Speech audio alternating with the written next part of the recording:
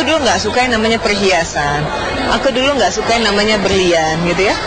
Ini sekarang nih aku bisa minta yang, Ma, pengen deh berlian.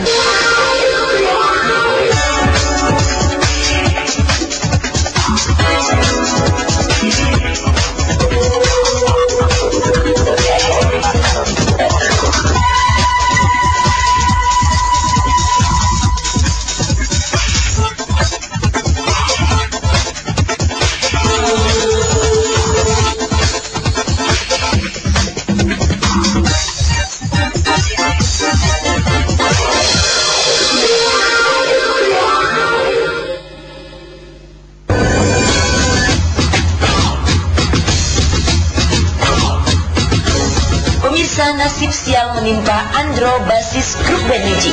Seusai tampil di Cilandak Square sore Kamis kemarin, ia mendapati mobilnya dibobol maling yang diparkir di area parkiran. Sebuah laptop berisi dokumentasi pribadinya, termasuk foto-foto, raib digondol sang maling. Pencuri mengambil laptop Andro dengan cara memecahkan kaca mobil pintu belakang sebelah kiri. Akibat pencurian itu, Andro mengalami kerugian sekitar 30 jutaan. Namun begitu, Andro tetap bersyukur karena laptopnya yang hilang tidak menyimpan dokumentasi pribadi yang dapat membahayakan dirinya. Sebagian besar adalah foto-foto koleksi pribadinya. Untuk menghindari hal-hal yang tidak diinginkan di belakang hari, malam harinya Andro ditemani manajernya Pele melaporkan pencurian yang dialaminya itu ke Polsek Cilandak, Jakarta Selatan. Dari pengalaman pahitnya itu, Andro menyesalkan petugas parkir yang tidak dapat melindungi keamanan pengunjung. Ya, harap diperhatikan aja gitu, misalkan masalah parkiran dan segala macam. Karena di situ pun kita udah kasarnya kita membayar mereka untuk mengamankan mobil kita gitu. Jadi ternyata keamanannya pun juga tidak bekerja gitu. Jadi untuk diperhatikan aja bagi orang-orang yang mau parkir, ekstra waspada.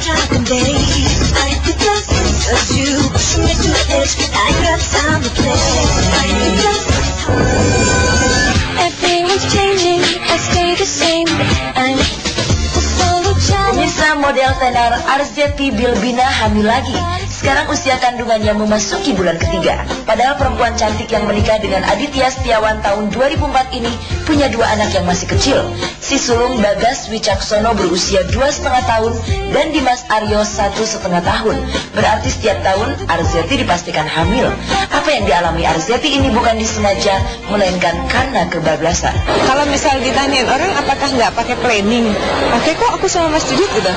Apa nggak pakai yang jarak atau nggak mungkin ada sesuatu yang dilakuin di dalam tubuh kita, pakai kok gitu loh.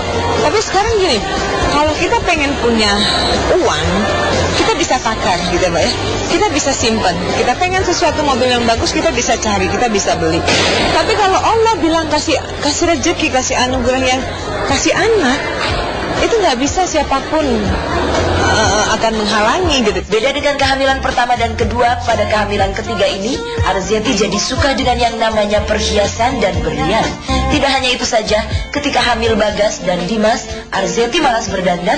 Kehamilan ketiga ini justru senang tampil cantik. Kalian yang sekarang ini, aku pengen misalnya ya, aku tuh dulu nggak suka yang namanya perhiasan.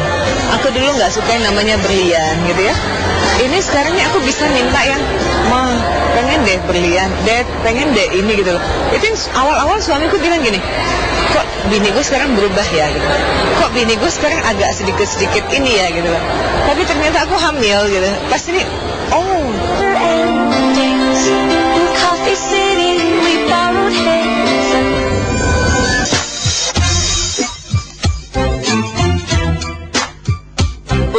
Pasangan pedangdut Nana Mardiana dengan Imam S. Arifin tidak bisa lagi berkelit soal kisruh dalam rumah tangga mereka.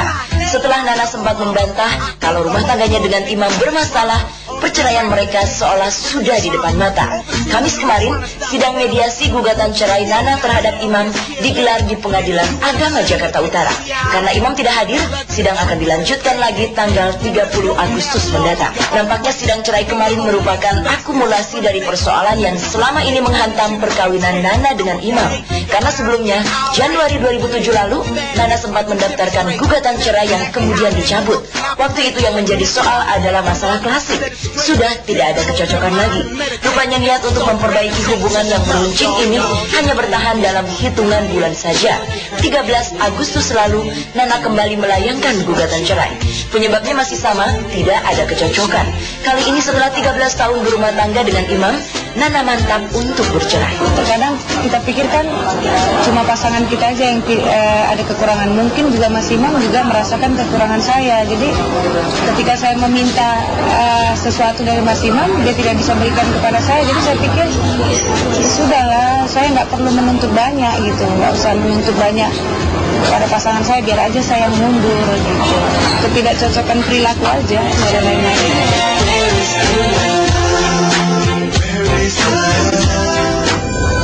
Selamat sore pemirsa, ketemu lagi dalam Cross Chat Bukan Sembarang Infotainment Jumat Spesial bersama saya Indah Ruterin Dan saya Putri Patricia.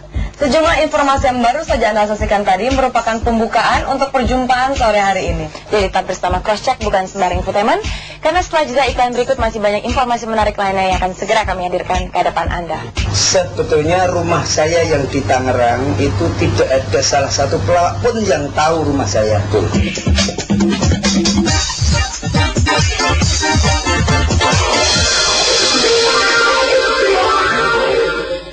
You've got your diamonds and you've got your pretty clothes and the Pemirsa, 2 hari setelah meringkuk di Polres Tangerang, Kamis siang, pelawak Gogon akhirnya dipindah ke Polsek Neglasari, Tangerang. Tepat di hari ketiga, pelawak bernama lengkap Margono ini dijenguk sejumlah rekan sejawat yang prihatin atas nasib yang tengah dijalani Gogon sebagai tersangka pemakai narkoba jenis sabu ini. block in St. John. Soal rumah yang di Bandara Marcelo Panjang, Neglasari, Banten, tidak banyak rekan pelawaknya yang tahu. Bahkan di mata ketua RT setempat, Gogon dinilai sebagai warga asing karena tidak diketahui identitas dan asal-usulnya.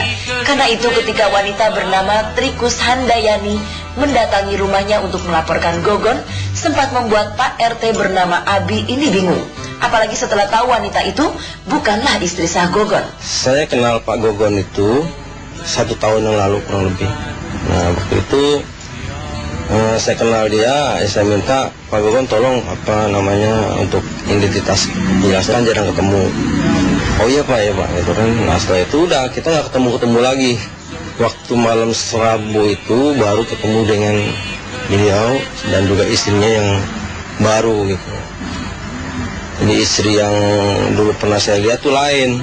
Nah, mulai saya sudah ketiga kali kabar istrinya lain, saya mulai ada curiga. Pemirsa, kehidupan Gogon sendiri menyimpan sisi misterius. Meski berprofesi sebagai pelawak yang kerap membuat orang tertawa, tampaknya Gogon tidak suka terbuka dalam hal keluarga. Misalnya tidak banyak yang tahu istri dan anak-anaknya. Namun menurut Gogon, keluarganya tinggal di Solo. Begitu pula tidak banyak rekan-rekan pelawaknya yang tahu rumah tinggalnya di Tangerang. Sebetulnya rumah saya yang di Tangerang itu tidak ada salah satu pelawak pun yang tahu rumah saya. Tapi kalau rumah Solo itu ya sedikit banyak ada yang tahu. Malah itu Mas Boy yang memberi nama rumah dia saya, Gogon Sari Hotel. Itu karena rumahnya 24 kamar. Menilik kesejarahannya, anak sematawayang pasangan almarhum Amadio Karyono dan Waginem ini lahir di Boyolali 47 tahun lalu.